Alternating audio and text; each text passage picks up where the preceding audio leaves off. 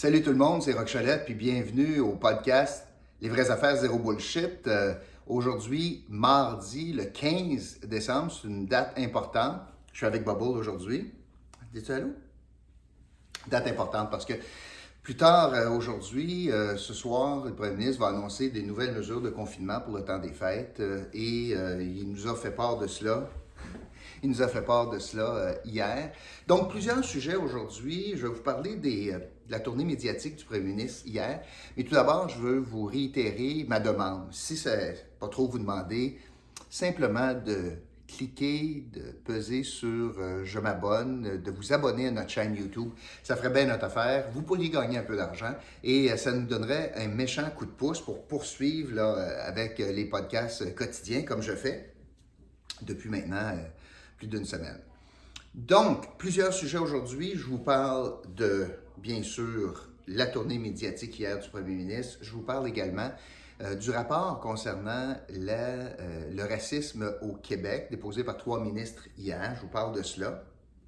Je vous parle de Harold Lebel aussi, qui, semble-t-il, aurait été arrêté ce matin à Rimouski pour un crime en lien avec de nature sexuelle. Alors, je vous parle de cela aussi aujourd'hui. J'ai toutes sortes de petites notes parce qu'il y a beaucoup de questions techniques aujourd'hui avec l'histoire du racisme. Tout d'abord, hier, le premier ministre, la session parlementaire s'est terminée vendredi, le premier ministre hier a fait une tournée des médias nationaux.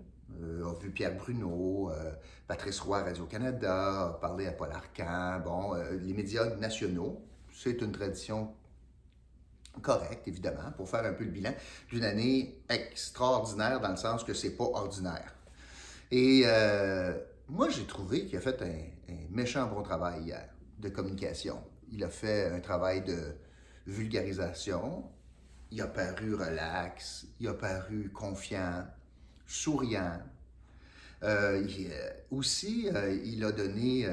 a projeté de la confiance, mais aussi de l'imputabilité. Il a pris la responsabilité des décisions de la dernière année, puis, dans le fond, ce qu'il tentait de faire hier, c'est de convaincre les Québécois de continuer à le suivre pour plusieurs raisons. Et moi, je trouve que, en termes de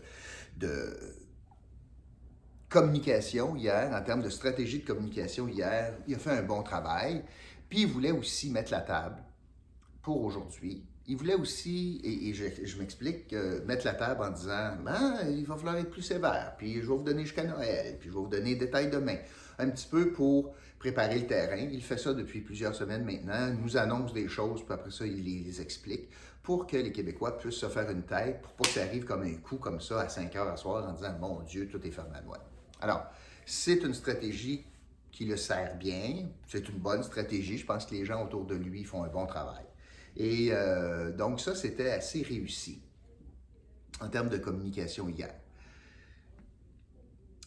J'ai aussi porté mon attention sur les entrevues, c'est-à-dire l'autre côté de la chaise, l'autre côté, c'est-à-dire Pierre Bruno, que ce soit Paul Arcand, ou que ce soit Patrice Roy, Moi, j'ai trouvé que, essentiellement, dans l'ensemble, là, j'ai trouvé ça un peu complaisant.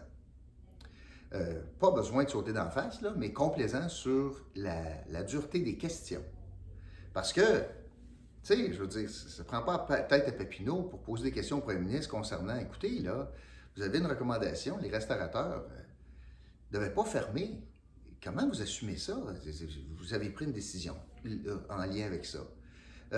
En lien avec notamment son refus systématique d'avoir une commission d'enquête sur ce qui s'est passé dans les CHSLD. On a eu des commissions d'enquête pour bien moins que ça, pour bien moins de morts que ça, pour bien moins de fiascos que ça. Ce qui s'est passé dans les CHSLD au printemps dernier, ils refusent une commission d'enquête. M. Bruno, hier, l'a laissé aller facilement, il s'est fait répondre n'importe quoi, puis c'est correct. Tu sais, deuxième balle donnée là-dessus. Toi aussi, Pierre Fitzgibbon, c'est pas rien. Et c'est drôle que François Legault, quand il était dans l'opposition, il ne demandait pas de changer le code d'éthique. Il plantait les ministres libéraux. Là, parce que son ministre est pogné dans le trouble, il veut changer le code d'éthique. Encore là, des questions données, pas rien de bien de virulent comme questionnement.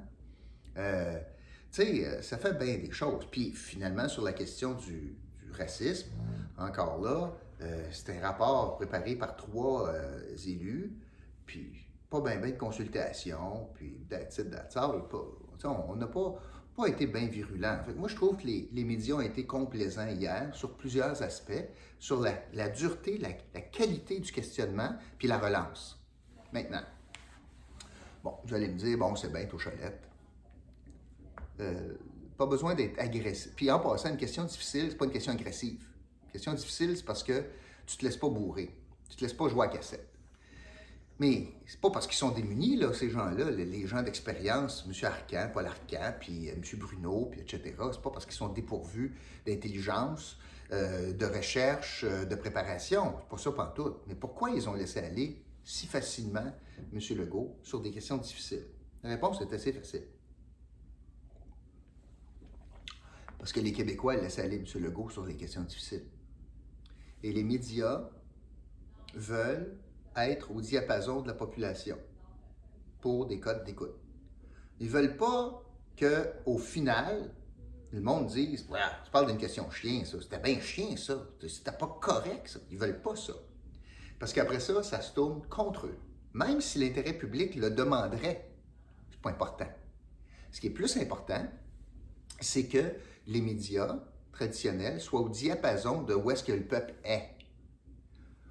Le peuple est en câline contre Philippe Couillard, les médias étaient tough sur Philippe Couillard. Là, les médias aiment François Legault, les médias sont soft, sont doux avec François Legault. Est-ce que c'est de bonne guerre? Peut-être, parce qu'ils sont dans une mouvance économique. Je ne peux pas perdre d'auditeurs, parce que ça, perdre des auditeurs, ça me coûte de l'argent. Puis on n'est pas dans un domaine présentement, là, avec les médias québécois, là, où est-ce qu'on peut perdre bien d'argent. Et donc, cette mouvance-là vient affecter la qualité du reportage. Est-ce que l'intérêt commun aurait été hier de savoir pourquoi il n'y a pas de commission d'enquête pour la mort de milliers de personnes en CHSLD? Oui, l'intérêt commun aurait suscité ça, aurait demandé ça. Oui. Mais les codes d'écoute ne méritaient pas ça. Fait que ça, c'est désolant. Je ne peux pas dire que je m'ennuie beaucoup là, de ces contraintes-là, en passant. Parce qu'on les avait en Outaouais, les contraintes. Ouais, Rock, t'es tough. Le monde, il pense pas ça. M'en sac. Le monde ne pense pas ça. Me lève pas, moi, le matin pour vous parler en me demandant qu'est-ce que vous pensez. Puis qu'est-ce que je devrais vous dire pour vous flatter dans le sens du poil. Je pense pas que c'est ça ma job. En tout cas, je le ferai pas. Surtout pas avec un podcast qui s'appelle Les vraies affaires zéro bullshit. Je vous le dis comme je le vois. Mais j'ai trouvé que M. Legault avait très bien fait ça hier. Honnêtement, là. Puis, ah oui, je veux vous parler de ça. Trouvez-vous qu'il nous ressemble? Moi, c'est drôle, je l'écoute, là. Puis, c'est sûr, peut-être qu'on pense pareil dans le sens de logique, là, puis d'organisation de la pensée, parce qu'il est comptable, je suis comptable. On a fait la même formation. Mais, moi, je trouve qu'il nous ressemble. Moi, je trouve que le premier ministre, quand il me parle, me reconnaît. Me reconnaît. Ça, c'est bien, c'est tout à fait à son honneur. Fait que ça, c'est pour hier, la tournée médiatique de M. Legault. Je vous rappelle que, bon, il va nous annoncer des mesures aujourd'hui, plus tard cet après-midi. Je vous parlerai de ça demain, bien sûr, que ce que je pense de ce qui est annoncé. Pas facile ce qu'il a annoncé, là. Parce que, peu importe où tu traces la ligne, il y en a qui vont dire que ça n'a pas de bon sens que la ligne soit là. Et c'est pas facile ce qu'il vit présentement, ça c'est certain. Bon, ça, je voulais vous parler de ça avec la performance de M. Legault hier. Je veux maintenant aller dans le sujet du racisme, le rapport sur le racisme déposé hier par 3 ministres, notamment Lionel Carman, Mme Giraud également. C'est un rapport qui est en lien avec l'incident ou l'événement de M. Floyd aux États-Unis, Black Lives Matter. Et on a posé la question au Québec, est-ce qu'on vit du racisme, puis comment est-ce qu'on peut faire pour gérer ça, etc. Et là, on a lancé beaucoup de dialogues et de chicanes sur la fameuse expression racisme systémique. Le gouvernement Legault a toujours refusé d'utiliser l'expression racisme systémique. Il n'est pas dans le rapport, on ne le reconnaît pas. Et je veux vous parler de cela. Je pense que ça ne vaut pas la peine de faire un grand débat euh, de langage sur est-ce qu'il y a du racisme systémique au Québec, contrairement à ce que M. Trudeau fait, parce que M. Trudeau est très clientéliste, puis ça a du bon sens. Ça fait pas mal à personne dire ça, puis ça fait du bien à bien du monde. Fait qu'il dit, ah ben, regarde, j'ai pas de perte politique, puis j'ai des gains, fait que je vais le faire. Sauf que ça dépend de la définition que tu utilises. Pour moi, du racisme systémique, c'est le système qui fait en sorte que tu es discriminé. Tu as une discrimination qui est imposée par le système. Moi, comme M. Legault et comme le gouvernement, je ne pense pas que c'est le cas. Je ne pense pas que c'est le système.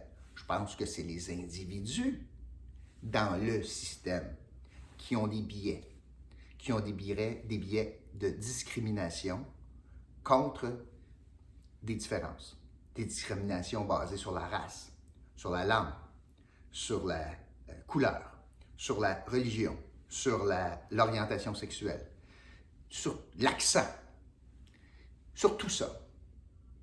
Il y a des individus dans des systèmes de ressources humaines, de coercition, que ce soit la police, qui ont des comportements comme ceux-là. Mais pas le système. Je ne pense pas, moi, qu'à la fonction publique, dans le processus d'embauche, il y a une case qui dit embauche les pas parce qu'il est noir. Si on prend cette définition-là, puis je ne veux pas rentrer dans un débat là-dessus, l'important, ce n'est pas le débat sur est-tu systémique ou non, c'est comment on va le régler. Et là, on arrive dans les recommandations du rapport. Il y a 25 recommandations, mais à peu près toutes les recommandations sont beaucoup plus dans le quoi que dans le comment. Ça, c'est un petit peu décevant parce que les démons, le diable, est dans les détails. J'ai soulevé quelques éléments des 25 recommandations qui méritent qu'on s'y attarde.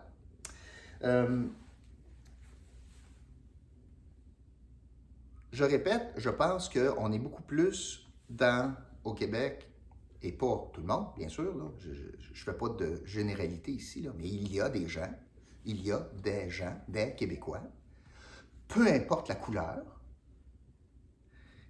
qui font preuve d'intolérance, de racisme ou de discrimination, beaucoup plus basée sur l'ignorance, sur la peur, sur le nombrilisme, sur l'héritage, sur l'enseignement, sur la connaissance.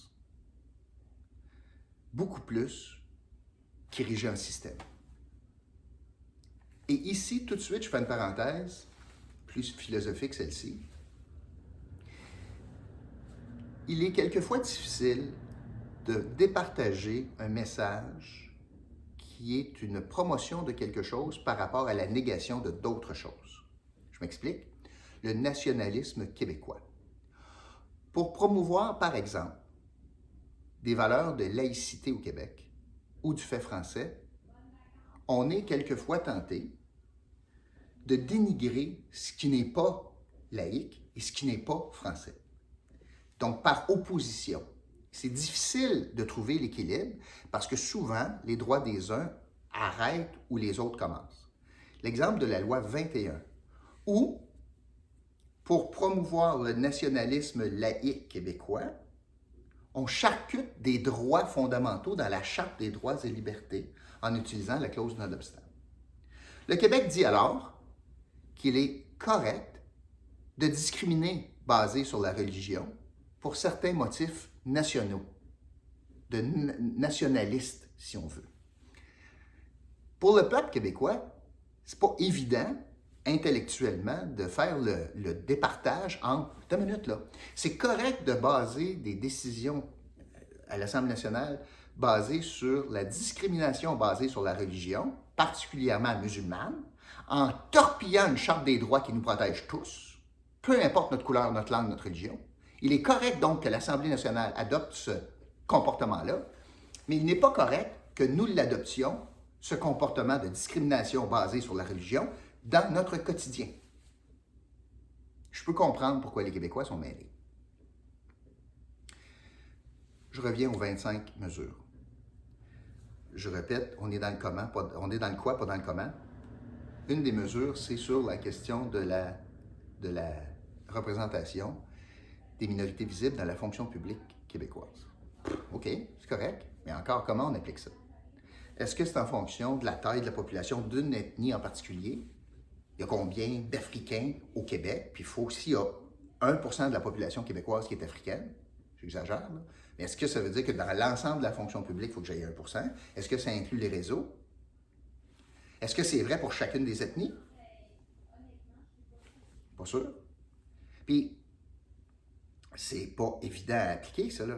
Ou est-ce que c'est en fonction de, écoute, j'ai 1% des CV qui sont arrivés qui proviennent des peuples autochtones. Est-ce que ça veut dire qu'il faut que je donne, il faut que j'aille dans ma population, dans mes employés 1%, parce que j'ai 1% de CV qui sont rentrés? Pas évident à appliquer. Après ça, on dit qu'on devrait avoir aussi une proportion équivalente de leur poids populationnel sur les conseils d'administration. M. Charest avait déjà imposé le ratio de 50% de femmes. Là, j'ajoute des critères. Fait que là, ça me prend 50% de femmes. Puis là, est-ce qu'il faut que ce soit une femme d'une minorité visible? Puis là, je vais arriver à quel chiffre là, dans les conseils d'administration? Puis il faut que je trouve du monde compétent. J'espère qu'ultimement, là, au-delà de est-ce que j'ai un pénis ou j'en ai pas? Est-ce que j'arrive du Bangladesh ou non? Est-ce que j'ai la couleur de la peau comme les Québécois blancs ou non? Ou etc. J'espère qu'au-delà de tout ça, c'est la compétence qui compte. Mais après ça, on va être capable de continuer le débat, à savoir, OK, les jeunes en bas de 25 ans représentent combien dans la population, puis ils représentent combien de sièges au Conseil d'administration de l'Investissement Québec? Puis pourquoi les jeunes auraient moins de place que quelqu'un, une ethnie? Pourquoi? Puis après ça, j'ai des personnes handicapées qui représentent une portion de la population. Après ça, j'ai des aînés qui représentent... Je te dis, là, on n'est pas sorti de l'auberge quand on commence à faire des sous-groupes.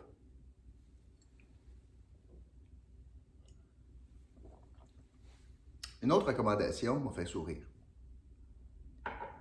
On recommande de nommer un ministre responsable du racisme. Bon, c'est pas clair, ça va-tu être un ministre en titre, ça va-tu être un ministre délégué, mais il y a quelque chose qui est clair, c'est que ça va être un ministre horizontal, comme la ministre des Aînés, Marguerite Blais. Bon, pourquoi ça me fait sourire? C'est parce que Marguerite Blais, depuis le mois de mars, arrête pas de dire, écoutez là, moi là, c'est pas moi le ministre d'un CHSLD. Frappez-moi pas là-dessus, là. Moi, c'est pas moi qui ai le budget et qui décide, là. Moi, écoute, je suis horizontal, j'ai pas de budget, je faisais juste brailler au Conseil des ministres, mais ultimement, c'est le ministre de l'Éducation qui décide, c'est le ministre de la Santé qui décide, etc., etc., etc. Fait que Marguerite Blais fait un plaidoyer pour dire que ça n'a pas de bon sens, il n'y a pas de pouvoir dans les ministres horizontaux. Puis là, la solution au racisme, c'est d'avoir un ministre horizontal. Comparativement à un ministre sectoriel. Éducation, non. Santé, non, non, non, non. Horizontal, comme par exemple Marguerite Blais est horizontale pour les aînés. Alors, je trouvais ça assez particulier.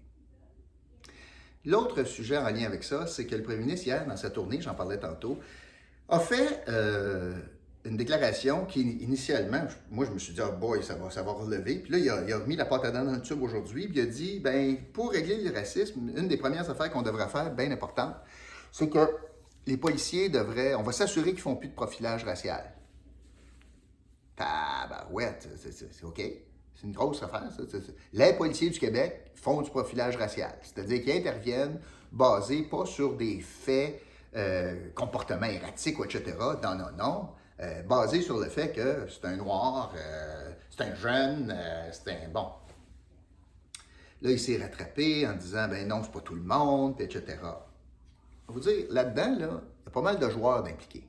Premièrement, je pense que ça prend une... Et encore ici, est-ce que la question se pose? Est-ce que c'est un système ou est-ce que ce sont des policiers qui, chaque jour, débarquent leur char et décident de faire une intervention en fonction de leur croyance puis de leur billet personnel? Ou est-ce que c'est le système, c'est le chef qui dit tu vas faire ça? Je pense que c'est pas mal plus le billet. Pour régler ça, si c'est un véritable problème, probablement c'en est un. Si le premier ministre dit ça, là, ça doit être parce que lui, il constate que c'en est un dans tous les corps policiers. Bien, ça commence par de la formation. Mais pas juste de la formation. Ça commence par de la formation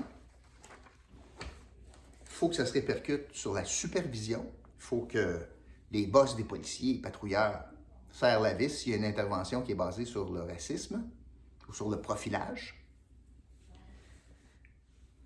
Il faut aussi que les tribunaux soient durs en disant « Wow, attends une minute, l'intervention que tu as faite ou la preuve que tu as présentée, incluant, là, je pense au DPCP, c'est basé, tu n'avais pas grand-chose pour arrêter cet individu-là au commencement. »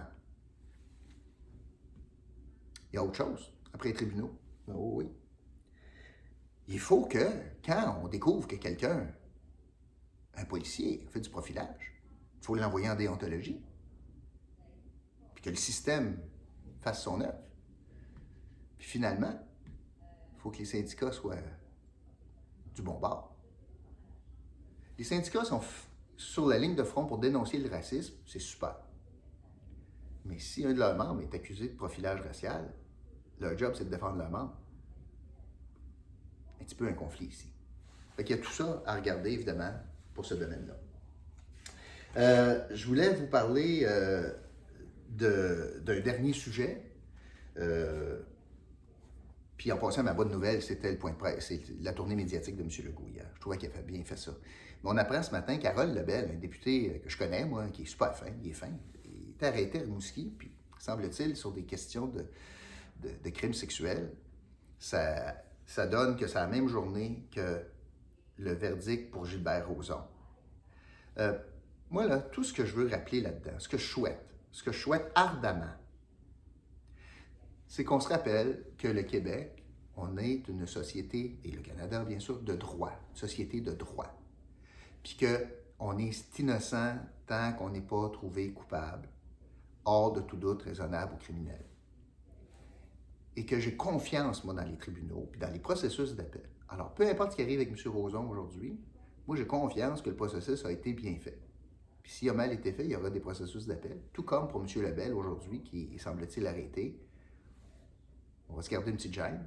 Parce que sur des questions à caractère sexuel, j'ai l'impression que les Québécoises et les Québécois, on est vite sur le gun. Le maire de Gatineau a été vite sur le gun à condamner Pierre Sanson, Gilles Desjardins pour des accusations ou des dépôts d'accusations sur des problèmes avec la loi sur les élections, le directeur général des élections. Lui, le maire de Gatineau, fait fi, semble-t-il, du processus judiciaire. Puis il a dit, il n'y a pas de fumée sans feu, là, si on dépose l'accusation ou quelque chose là. Moi, je ne suis pas de cette école-là. Il y a un processus, prenons Nathalie Normando, il y a un processus qui doit être mené au complet. Puis la société dans laquelle on vit, tous les Québécois, on a le droit à une présomption d'innocence, puis un day in court, un jour en cours, où est-ce qu'on est capable de faire valoir nos droits, notre innocence, le cas échéant. Alors, même en matière de délits sexuels. Alors, j'espère qu'aujourd'hui, on va être prudent dans les commentaires, puis dans les accusations faciles, tant sur le dossier de M. Lebel, mais aussi sur les résultats, au final, du procès de Gilbert Rozon. Alors voilà, ça fait ça pour aujourd'hui, beaucoup de choses. J'ai hâte au point de presse du premier ministre aujourd'hui pour les mesures de confinement à nous imposer à Noël. J'y reviendrai demain. D'ici ce temps-là, je vous invite à, évidemment, vous abonner à notre chaîne YouTube. Ça ferait bien mon affaire. Vous pourriez gagner un peu d'argent. Si vous avez des commentaires, n'hésitez pas. Écrivez-moi, c'est facile. M'écrire, commentaires, questions, suggestions de sujets, ça va me faire plaisir. Et simplement pour vous dire que Bubble, après vous avoir dit bonjour au commencement, ben, il nous a accompagnés, couché devant moi, parce que, écoute, c'est fatigant d'être un chien, hein, c'est pas facile. Voilà, ça fait le tour pour aujourd'hui. Hey, merci d'avoir été là. Fait que je vous retrouve demain pour un autre podcast, Les vraies affaires, zéro bullshit. Salut tout le monde!